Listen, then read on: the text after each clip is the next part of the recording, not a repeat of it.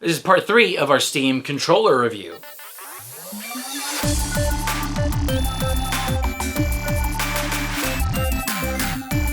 Welcome to It Came From a Box. My name is Sergio IM, and yes, this is the last part of our Steam controller review. This is part 3. In the first part, we talked hardware, this guy, and then the second part, we talked software, the big picture mode. Now, finally, we're going to play some games with it, and then I'm going to give you some pros and cons. So let's not waste any more time, and let's try it out.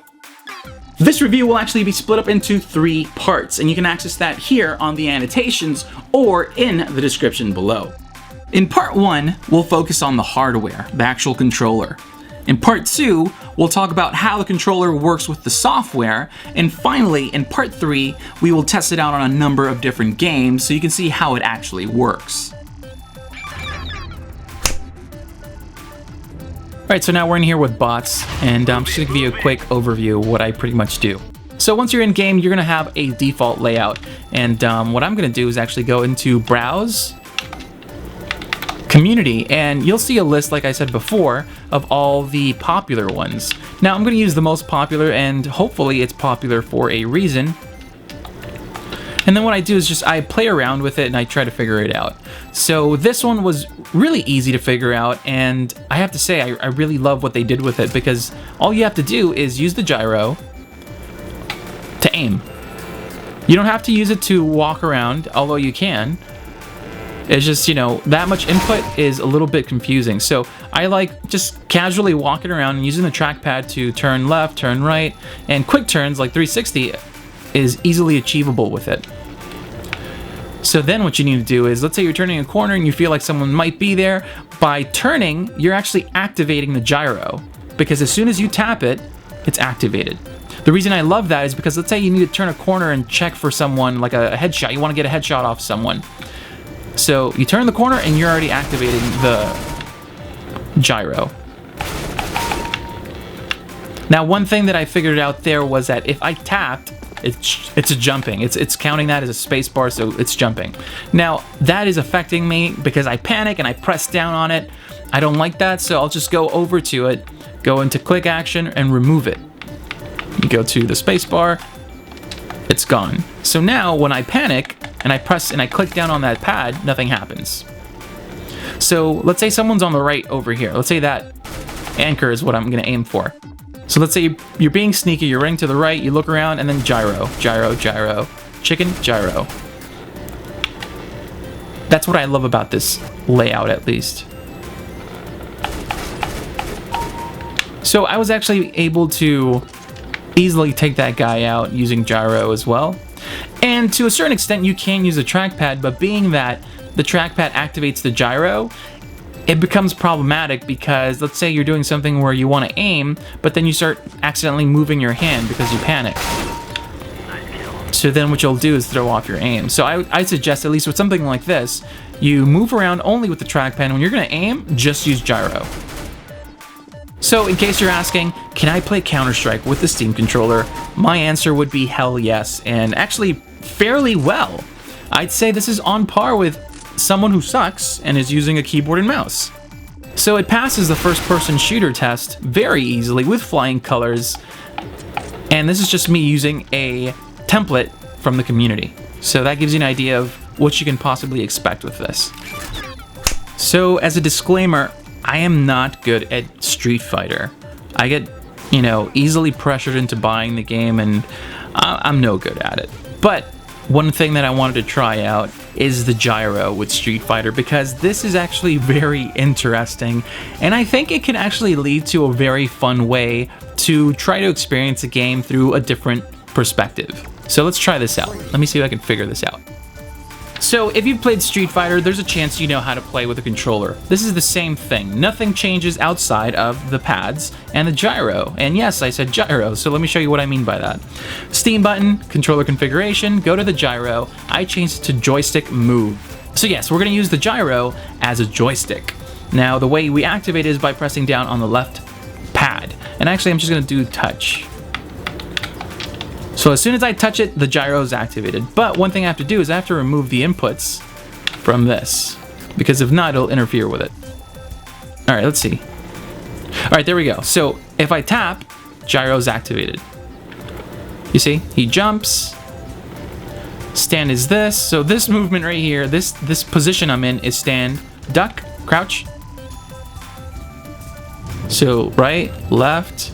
So let's go down, right, down, right, down, right. Come on, come on. There we go. So I'm closing my eyes at this point because it's just memorizing the movement. So I'm literally playing Street Fighter with motion controls. So once you get used to it, you can actually easily do this. It's just a matter of, once again, muscle memory playing its part. Now, one thing I want to do is check out the configurations that people have set up. So let's go into community, defaults but better. Let's try that out. Loads up, and now we're good to go. So let's see. I mean, I'm guessing it's going to be playing the same way. Okay, yeah, pretty much the same way. Now I'm guessing they probably activated this. So if you want to use this, you can. Now, I will say using touch might be an easier way to pull off some of these combos. Is it? Let's see.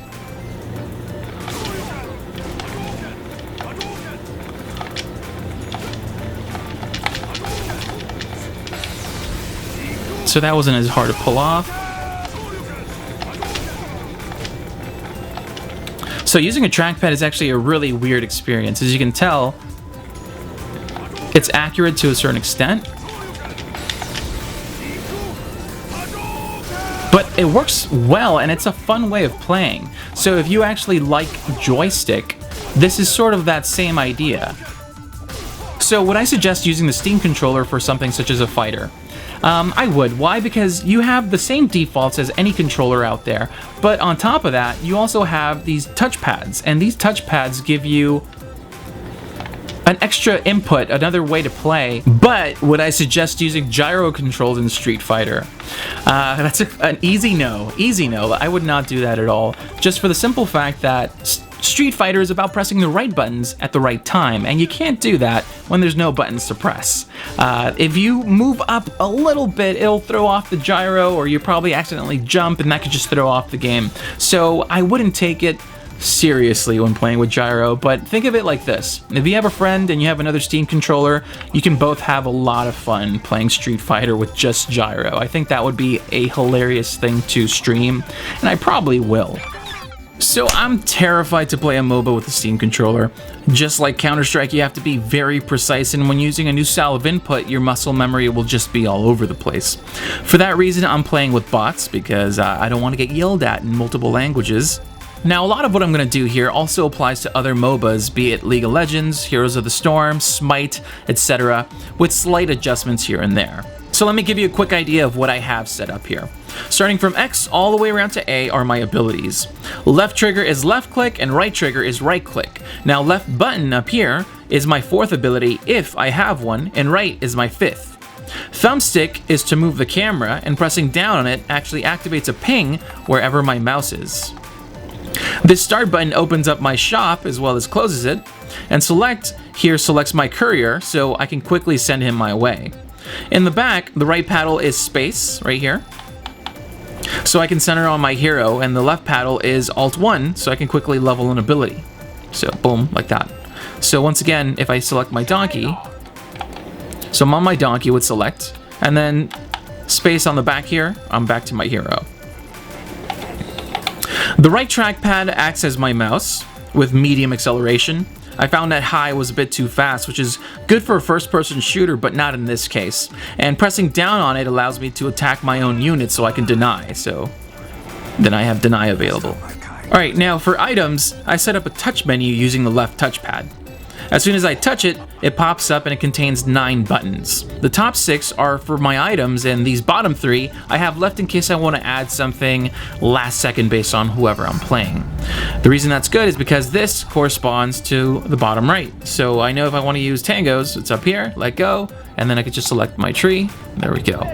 Mango, same way, select top, boom, let go, you're using it. Now leveling is actually quite simple. All I have to do is press the left paddle, which makes it so I could just select what I want to level, and then press the corresponding button from X, Y, B, and A. So right now I want to do that, and there we go, and now I'm all set. So the question is, can you play a MOBA with the Steam controller? I'm gonna say yes, you can. It's gonna be a little bit more difficult than you're used to with a keyboard and mouse, and a little bit slower, but you can definitely play it.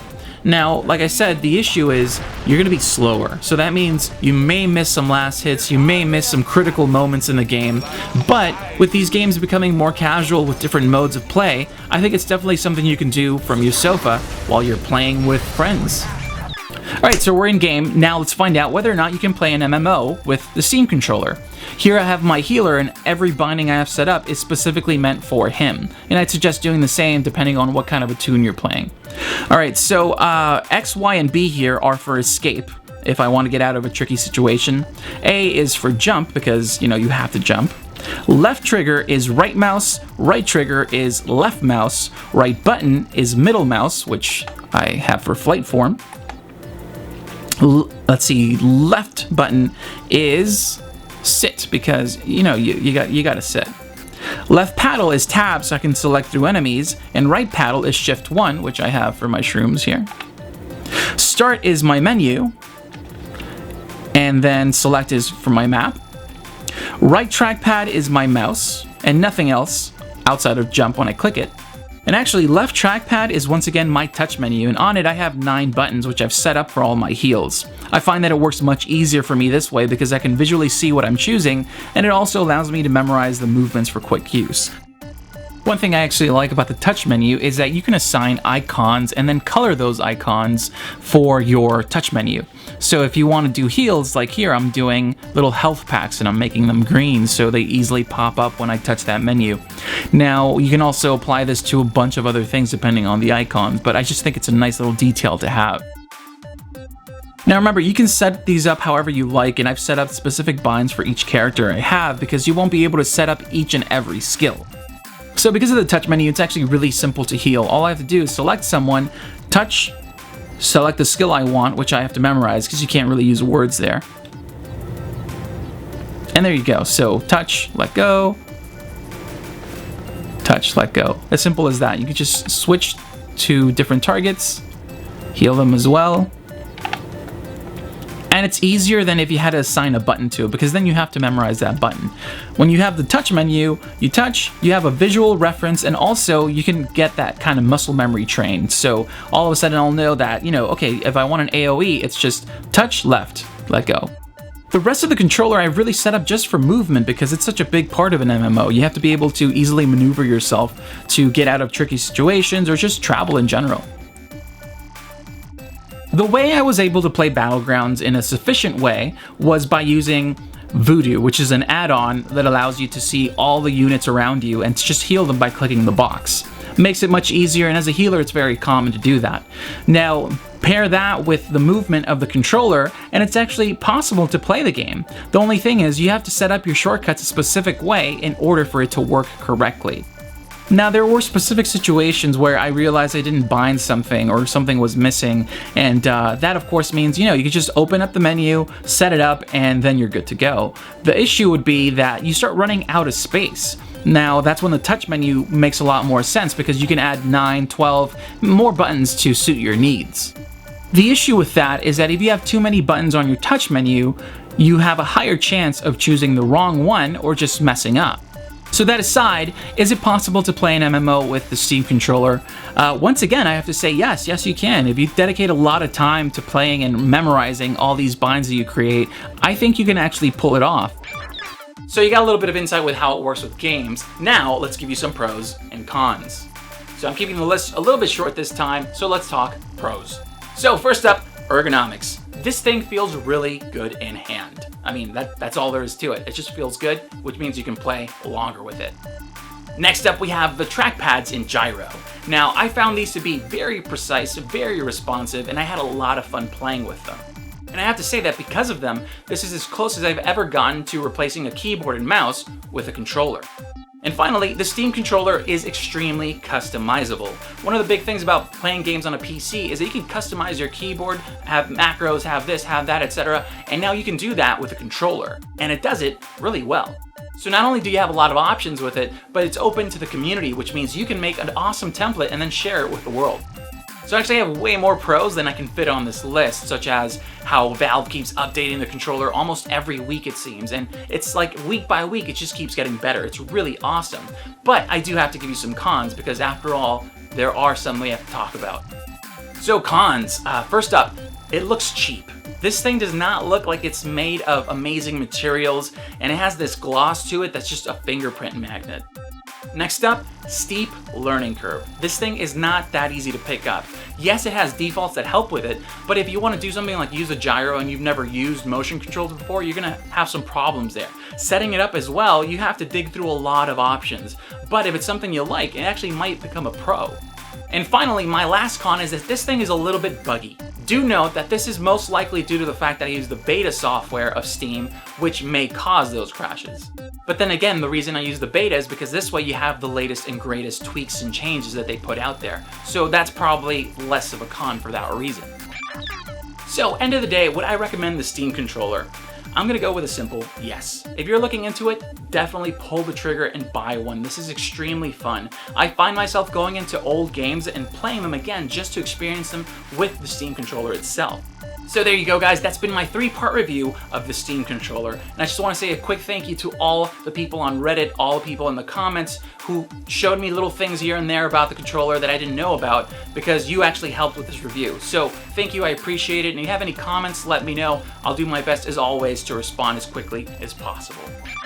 So thank you so much for watching. If you liked the video or have any questions, make sure to let us know in the comments below. Now, if you want to support the channel and help us out, feel free to click that thumbs up button and subscribe for more content. Of course, if you want to follow us and interact with us, you can do so on Twitter, Facebook, and a bunch of other sites, which I'll put down below. Thank you so much. My name is Sergio IM, and I'll see you guys for the next box.